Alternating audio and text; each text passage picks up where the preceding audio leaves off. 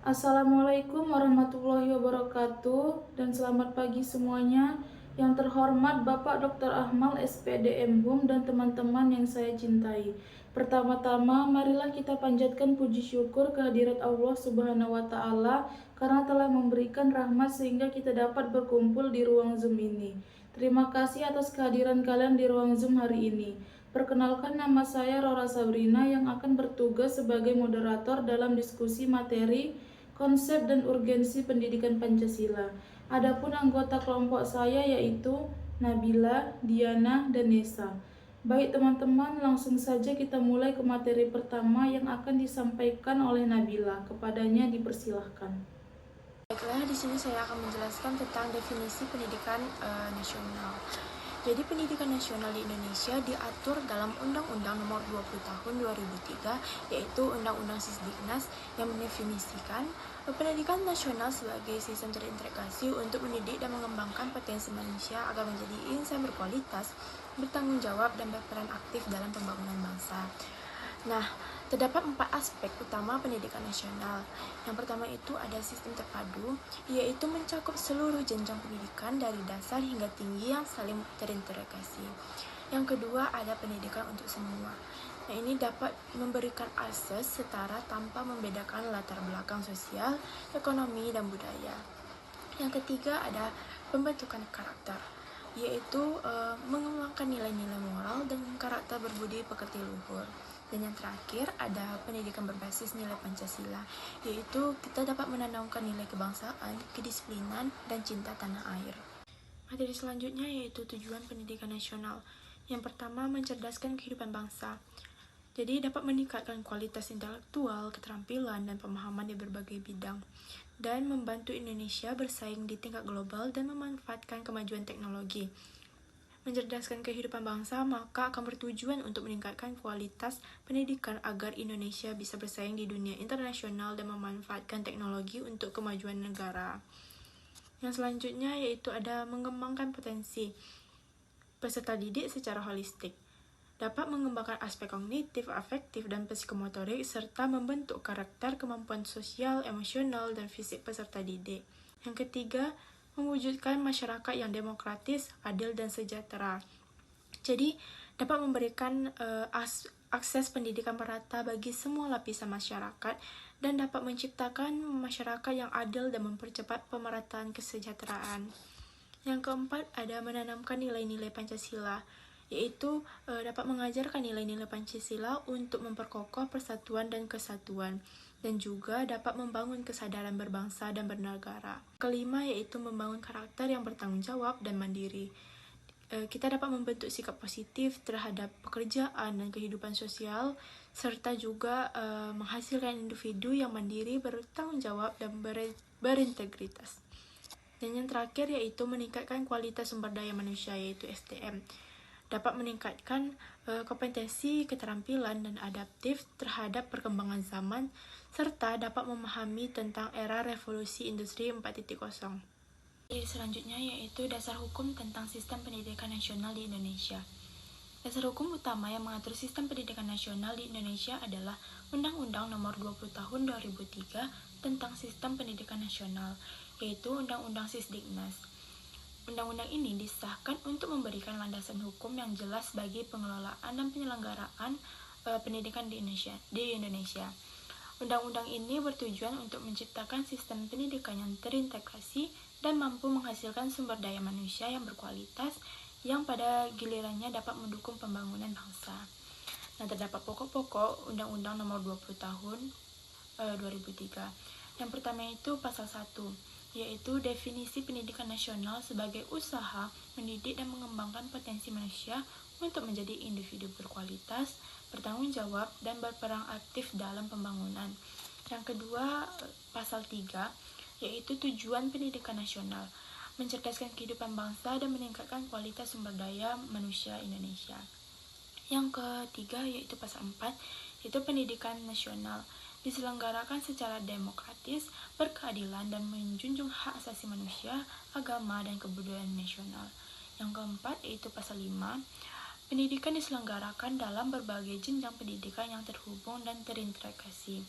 Yang kelima ada pasal 6, yaitu sistem pendidikan nasional bersifat terbuka dan dapat diakses oleh seluruh rakyat Indonesia tanpa diskriminasi. Materi tentang aspek tujuan pendidikan nasional. Yang pertama, pengembangan potensi peserta didik, yaitu mengembangkan potensi intelektual, fisik, emosional, sosial, dan moral peserta didik. Yang kedua ada pendidikan untuk semua, yaitu memberikan akses pendidikan setara tanpa diskriminasi, mengurangi kesenjangan pendidikan. Dan yang ketiga ada pembentukan karakter, yaitu membentuk karakter yang berakhlak mulia, berbudi pekerti luhur, dan bertanggung jawab. Dan yang keempat, pendidikan berbasis nilai-nilai Pancasila, yaitu dapat menanamkan nilai-nilai Pancasila untuk membentuk sikap nasionalisme dan kebangsaan. Dan yang terakhir ada meningkatkan kualitas sumber daya manusia, yaitu dapat meningkatkan kualitas sumber daya manusia yang kompeten, inovatif, dan mampu bersaing secara global. Baik, materi selanjutnya akan dilanjutkan oleh saya. Sebelum masuk materi, izinkan saya memperkenalkan diri saya terlebih dahulu. Perkenalkan, nama saya Yulita Vanessa dari Fakultas Keperawatan. Materi selanjutnya yaitu relevansi pendidikan nasional dengan pembangunan bangsa. Pendidikan berkualitas memberi pengaruh yang signifikan terhadap keberhasilan pembangunan nasional, terutama dalam menuju terwujudnya bangsa Indonesia yang mandiri dan berdaya saing yang tinggi, di mana pendidikan nasional ini memiliki peran yang sangat penting dalam pembangunan bangsa Indonesia agar maju dan sejahtera. Kualitas pendidikan yang tinggi juga akan menghasilkan sumber daya manusia yang berkualitas sehingga mampu meningkatkan daya saing bangsa di tingkat yang lebih global atau di next level lagi. Seperti yang telah dipaparkan, ada beberapa poin penting mengenai relevansi pendidikan nasional dengan pembangunan bangsa. Poin yang pertama yaitu membangun sumber daya manusia berkualitas. Dalam konteks pendidikan nasional, pendidikan berkualitas otomatis menghasilkan individu yang memiliki pengetahuan, keterampilan, dan juga nilai-nilai luhur yang dibutuhkan untuk membangun bangsa. Poin yang kedua yaitu meningkatkan daya saing bangsa. Pendidikan yang berkualitas juga akan meningkatkan kualitas sumber daya manusia sehingga kita sebagai mahasiswa, apalagi generasi bangsa, mampu bersaing di pasar tenaga kerja global. Poin yang selanjutnya yaitu membangun masyarakat yang adil dan sejahtera.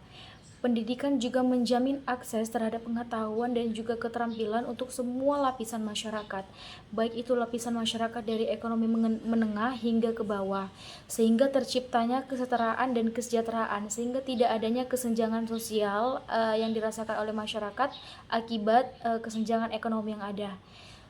Poin yang terakhir yaitu membangun bangsa yang demokratis. Pendidikan nasional juga menanamkan nilai-nilai demokrasi seperti toleransi, kebebasan dalam berpendapat, dan juga menghargai perbedaan yang ada antar lingkungan sekitar, sehingga terciptanya masyarakat yang demokratis. Sehingga dapat disimpulkan bahwa pendidikan nasional inilah yang menjadi pondasi yang sangat penting dalam pembangunan bangsa Indonesia yang maju, mandiri, dan juga berdaya saing yang tinggi. Materi selanjutnya yaitu definisi pendidikan Pancasila.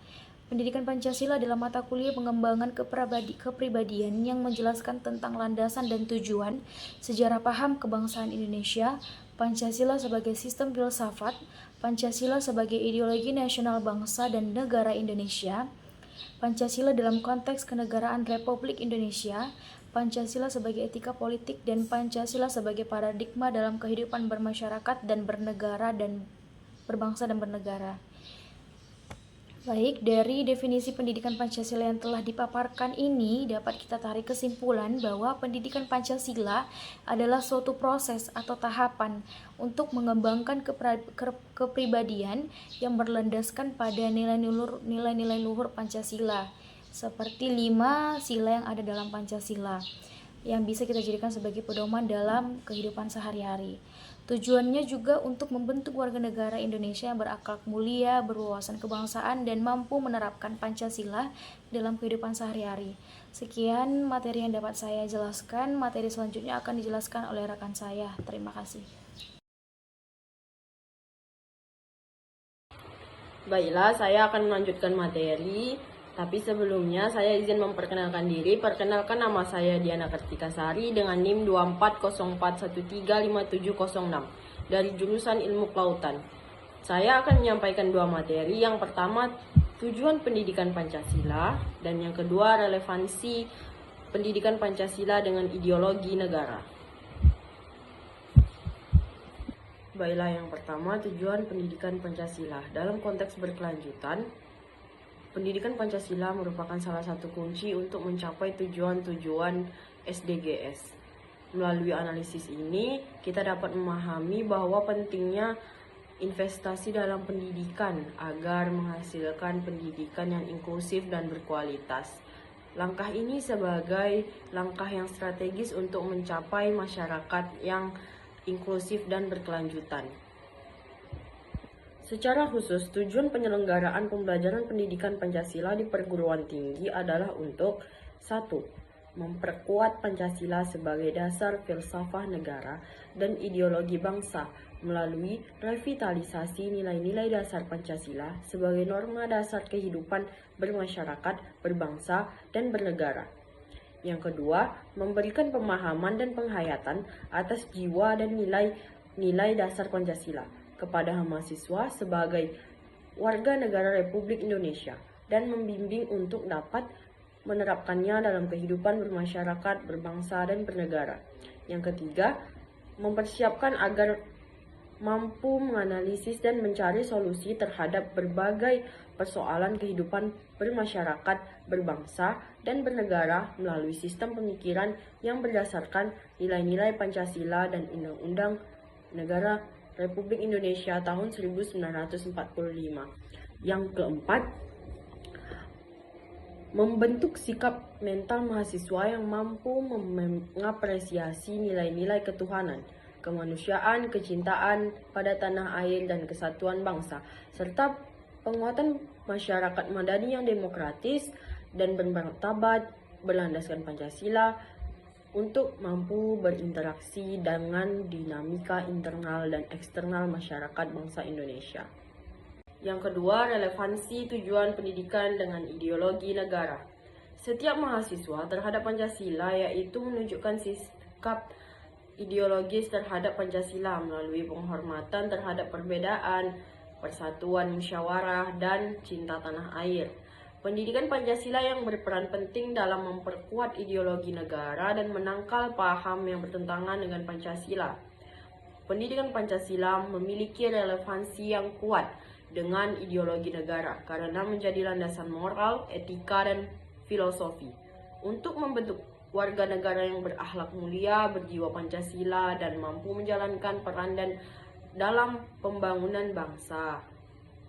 Berikut ada beberapa penjelasannya, dan saya akan menambahkan beberapa poin lainnya selain yang ada di slide ini. Yang pertama, Pancasila sebagai ideologi negara. Kehidupan merupakan dasar filsafat negara yang menjadi pedoman kehidupan berbangsa. Yang kedua, wahana implementasi nilai Pancasila. Pendidikan Pancasila yang bertujuan untuk menanamkan nilai Pancasila secara kognitif dan efektif dan psikomotor kepada peserta didik. Yang ketiga, membentuk warga negara berjiwa Pancasila. Pendidikan Pancasila diharapkan dapat melahirkan generasi penerus bangsa yang beriman, menjunjung kemanusiaan, persatuan, demokratis, dan keadilan sosial. Yang keempat, mempercepat integrasi nasional. Pendidikan Pancasila berperan untuk menumbuhkan cinta tanah air, toleransi, dan gotong royong untuk menjaga keutuhan negara kesatuan Republik Indonesia. Yang kelima, menghindari ancaman terhadap ideologi negara. Pendidikan Pancasila menjadi peran penting dalam menjadi benteng terhadap radikalisme dan ideologi asing. Dan yang keenam, mewujudkan cita-cita bangsa. Pendidikan Pancasila mendorong terciptanya masyarakat yang adil, makmur, dan sejahtera. Pentingnya Pancasila dalam kehidupan berbangsa dan bernegara. Yang pertama, implementasi nilai-nilai ketuhanan pada sila pertama, yaitu mengembangkan sikap hormat menghormati dan bekerja sama antara pemeluk agama dengan penganut kepercayaan yang berbeda-beda terhadap Tuhan Yang Maha Esa. Yang kedua, implementasi nilai-nilai kemanusiaan yang adil dan beradab pada sila kedua. Contohnya, saling menghormati guru dan teman, juga saling tolong-menolong jika yang lain mengalami kesulitan. Yang ketiga, implementasi nilai persatuan pada sila ketiga, yaitu sanggup dan rela berkorban untuk kepentingan negara dan bangsa, dan mengembangkan rasa cinta kepada tanah air dan bangsa. Yang keempat, implementasi nilai-nilai kerakyatan pada sila keempat, yaitu mengutamakan musyawarah dalam mengambil keputusan untuk kepentingan bersama. Yang kelima, implementasi nilai-nilai keadilan sosial pada sila kelima, yaitu mengembangkan sikap adil terhadap sesama, menjaga keseimbangan antara hak dan kewajiban, dan menghormati hak orang lain. Pendidikan sebagai sarana untuk memperkokoh persatuan dan kesatuan. Pendidikan nasional bertujuan memperkuat semangat kebangsaan, cinta tanah air, nasionalisme, dan kesatuan bangsa dalam negara kesatuan Republik Indonesia, sesuai dengan Pancasila ketiga, yaitu Persatuan Indonesia. Pelaksanaan pendidikan mengacu pada kurikulum nasional yang disesuaikan dengan ciri khas satuan pendidikan. Kurikulum ditetapkan oleh menteri atau departemen terkait dan berisi menteri yang mendukung pencapaian tujuan pendidikan nasional. Kurikulum setiap jenjang pendidikan wajib memuat pendidikan Pancasila, pendidikan agama, dan pendidikan kewarganegaraan.